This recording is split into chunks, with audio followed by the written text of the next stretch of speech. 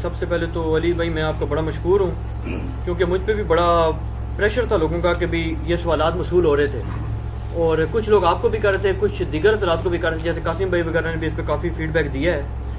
تو میں بڑا مشکور ہوں آپ کا کہ آپ نے اس کو اپنی انا کا مسئلہ نہیں بنایا، حالانکہ ہم نے بڑے سخت آپ کے لیے الفاظ ادا کیے، اور لوگوں کی جو چیزیں تھیں وہ بھی ہم نے بڑے اس کو بڑھا چڑھا کے آپ کے پیش کیا، یعنی آپ کی شدید ترین مخالفت ہم نے خود کی. تو آپ کا بڑا پن ہے کہ آپ نے اس کو دل پہ نہیں لیا. یہ آپ جناب تعریفی کلمات کرنے کے بجائے نا اور بات کریں، یہ بھی مطلب وہ ایک سپاس نامہ نہ پڑے، ایک موقع سوال کریں. جی جی. اچھا، پہلا کوشچن ہے جی کہ قرآن مجید میں اللہ رب العزت تو یہ بات کیا فرماتا ہے کہ اتفاقی مسائل پہ اپنی دعوتوں کی بنیاد رکھو، اور آپ جو ہیں یہ صرف اور صرف اختلافی مسائل ہی کو پکڑ لیتے ہیں، پھر اس کی بال کی کھال ادھیڑتے رہتے ہیں، پھر کرتے رہتے ہیں، پھر کرتے رہتے ہیں. تو آخر یہ کیسا طریقہ تبلیغ ہے کہ لوگوں کو متنفر ہی کر دیا جائے؟ ٹھیک ہے جی، سوال مکمل ہو گیا. مکمل. پہلی بات تو یہ کہ آپ کی بات بالکل درست ہے کہ قرآن حکیم نے جو ہے وہ دعوت کی بنیاد اتفاقی مسائل کے اوپر رکھی ہے. سورہ النساء کے اندر آتا ہے نا، اعوذ باللہ من الشیطان الرجیم، بسم اللہ الرحمن الرحیم، قل یا اہل الکتاب تعالوا الی کلمۃ سواء بیننا وبینکم الا نعبد الا اللہ. آؤ اہل کتاب ہم اس ایک بات پر اکٹھے ہو جائیں جو تم میں اور ہم میں کامن ہے، کہ ہم مت پوجیں کسی کو سوائے اس اللہ کے، اور ہم آپس میں ایک دوسرے کا رب نہ مان لیں. اور اے نبی صلی اللہ علیہ وآلہ وسلم اگر یہ منہ پھیر لیں تو تم یہ فرماؤ کہ میں نے تو اپنا سر اپنے رب کے حضور سر تسلیم خم کر دیا ہے، یعنی میں نے اس دعوت کو پہنچانا تھا، میرا مقصد، اور زبردستی منوانا نہیں تھا. ہم اپنے رب کے حضور سر تسلیم خم کرتے ہیں، ہم مسلم ہیں. تو یہ قطعاً قرآن پاک کا یہ مقصد نہیں ہے کہ اختلافی موضوعات پہ بات نہیں ہوگی، اتفاقی باتوں پر اکٹھا کیا جائے. اچھا اب مجھے بتائیں، اگر اس کا مطلب یہ ہے کامن ٹرمز کے اوپر آنے کا کہ چونکہ عیسائی حضرت عیسیٰ علیہ السلام کو اللہ کا بیٹا کہتے تھے، ان کے بارے میں ڈیوینٹی کلیم کرتے تھے، تو نبی صلی اللہ علیہ وآلہ وسلم ان کے ساتھ اتفاق کر لیتے کہ ٹھیک ہے جی حضرت عیسیٰ کو تو ہم بھی مانتے ہیں، آپ بھی مانتے ہیں، چلے ٹھیک ہے ان کو خدا ہی مان لیتے ہیں. یہ قطعاً اس کا مقصد نہیں ہے. قرآن پاک یہ کہہ رہا ہے کہ بکس کے اندر جو دین ہے، بکتاب من قبل ھذا او اثارۃ من علم ان کنتم صادقین، اے محبوب صلی اللہ علیہ وآلہ وسلم سے فرماؤ میرے پاس کتاب لے کر آؤ، یا انبیاء کی کوئی وحی میں سے علم چلتا آ رہا ہو وہ میرے پاس لے کر آؤ اگر تم سچے ہو. تو کتابوں کی بنیاد پر جمع کیا گیا ہے، نہ کہ شخصیات اور نظریات کے اوپر. عیسائیت اور اسلام کے درمیان کون سی چیز یکساں تھی جس کی طرف بلایا جا رہا تھا؟ تعالوا الی کلمۃ سواء بیننا وبینکم الا نعبد الا اللہ، کہ عبادت کرو اللہ کی. تو کیا عیسائی اللہ کی عبادت کرتے تھے؟ شرک کرتے تھے، حضرت عیسیٰ علیہ السلام کے بارے میں ڈیوینٹی کلیم کرتے تھے، خدا کا بیٹا کہتے تھے ان کو. تو یہ نہیں کہا جا رہا تھا کہ ہم اس کے اوپر اکٹھے ہو جاتے ہیں کہ ٹھیک ہے تم بھی کہو ہم بھی کہیں. مراد یہ کہ تمہاری کتابیں یہ نہیں کہتی ہیں، کتابیں کچھ اور کہہ رہی ہیں، پریکٹیکل تمہارے نظریات کچھ اور ہیں. تو ہم اتفاقی امور پہ ہم بھی بات کر رہے ہیں.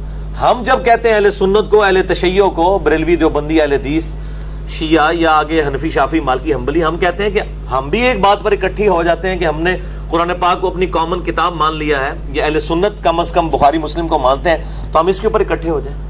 اس اکٹھے ہونے کا مطلب ہرگز یہ نہیں ہے کہ آپ کے باطل نظریات کے ساتھ کتابیں ہماری کامن ہیں ہم اس کے اوپر اکٹھے ہوں. تو ہم الحمدللہ اسی دعوت پہ چل رہے ہیں کہ آ جاؤ اس ایک بات پر جو ہم میں اور تم میں کامن ہے. کیا کامن ہے؟ کہ ہماری کتابیں ایک ہیں، کتابوں کے اوپر آؤ. اب اگر آپ ہٹ درمی کا شکار ہیں، آپ اپنے بزرگوں کے نظریات کے اوپر چل رہے ہیں اور ان کتابوں پر اکٹھے ہونے کے لیے تیار نہیں ہیں، تو اختلافی مسئلہ تو آپ خود کھڑا کر دیتے ہیں.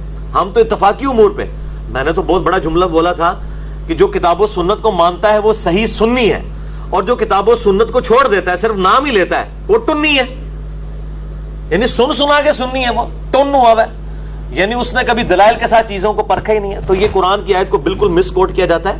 قرآن پاک میں ہے کہ اس بات پر ہم اکٹھے ہو جائیں جو تم میں اور ہم میں کامن ہے، یعنی ہماری کتابیں جس پر اکٹھی ہیں، نہ کہ ہمارے نظریات ایک ہیں. عیسائی اس وقت بھی، عیسائی اور مسلمانوں کے نظریات ایک نہیں تھے، کتابوں کا کہا گیا. اور آج بھی ہم کہتے ہیں ایک بھی ان ایمبیگوس سٹیٹمنٹ نہیں ہے پوری انجیل کے اندر یا تورات کے اندر جو توحید کے منافی ہو. غیر مبہم ہو سکتی ہے کہ دونوں طرف مطلب نکلتے ہوں، غیر مبہم بالکل کرٹیکلی جو توحید قرآن کے اندر بیان ہوئی ہے یہی تورات اور انجیل کے اندر، ایون ٹیمپر ہونے کے باوجود، ورنہ ہم یہود و نصارہ کو دعوت ہی نہیں دے سکتے تھے. تو ہم جو اتفاقی امور ہی کی بات کرتے ہیں، لیکن اتفاقی امور جن پہ ہماری کتابیں متفق ہیں، جن ان اتفاقی امور کو جنہوں نے اختلافی امور بنا لیا ہے، مجرم تو وہ ہیں، ہم تو کوئی مجرم نہیں ہے. اور پھر وہ ہماری مجبوری ہے جناب ان اختلافی امور کے اوپر بات کرنا.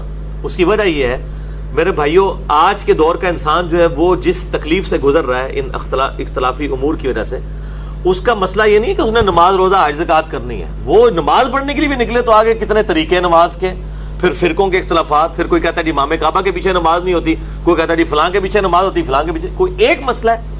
تو یہ اختلافی موضوعات کو ڈسکس کرنا ہماری مجبوری بن چکا ہے. اور میں نے یہ فیلڈ اسی لیے اڈاپٹ کی ہے کہ یہ میدان خالی تھا. عام نوجوان آج کا جو جدید دور کا انسان ہے وہ تکلیف کا شکار تھا، اس کو سمجھ نہیں آتی تھی میں کہاں جاؤں. اور حتیٰ کہ کئی لوگ ایسے ہیں جو دین سے متنفر ہو گئے ہیں ان علماء کے کردار کی وجہ سے. اب ان لوگوں تک حق بات کو پہنچانا یہ میری ذمہ داری ہے. تو میں الحمدللہ تعالوا الی کلمۃ سواء بیننا وبینکم، آؤ اس ایک بات پر اکٹھے ہو جائیں جو تم میں ہم میں کامن ہے. تو میں کتابوں کے اوپر اکٹھا کر رہا ہوں، شخصیات کے اوپر نہیں. شخصیات جس میں ہم جمع ہو سکتے ہیں وہ محمد رسول اللہ صلی اللہ علیہ وآلہ وسلم کی مبارک ذات ہے، اسی شخصیت کی طرف ہم بلا رہے ہیں. تو یہ اختلافی امور تو یہ بنا دیتے ہیں، ہم تو اتفاقی امور کی طرف بلاتے ہیں. ہم تو کتاب و سنت سے دلائل پیش کرتے ہیں. ہم کب کہتے ہیں کہ یہ میرا نظریہ ہے؟ ہم تو اپنے محبوب صلی اللہ علیہ وآلہ وسلم کے ڈاکیے بن کے بات کر رہے ہوتے ہیں. جو صحیح بخاری میں حدیث ہے، بلغوا عنی ولو آیہ، پہنچا دو میری طرف سے خواہ ایک آیت ہی تمہیں آتی ہو. ہمیں جو باتیں پتہ چلتی ہیں پھر ہم حوالے بھی جو دیتے ہیں کتاب و سنت سے. ہم کہتے ہیں کہ اگر کوئی بریلوی ہے بریلویوں کا ترجمہ قرآن کا حدیث کا پڑھ لے، کوئی دیوبندی ہے اہل حدیث ہے شیعہ ہے، اپنے اپنے بزرگوں کے ترجمے پڑھ لیں.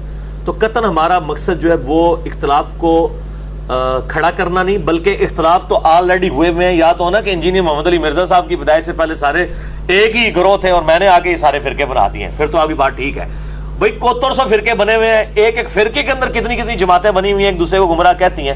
میں نے تو آ کے الحمدللہ ہارمونی پیدا کی ہے. اور پھر دیکھیں ان ساری چیزوں کے بعد، دلائل کے بعد، قطعاً ہم نے کبھی یہ بات نہیں کی کہ فلاں اسلام سے خارج ہے.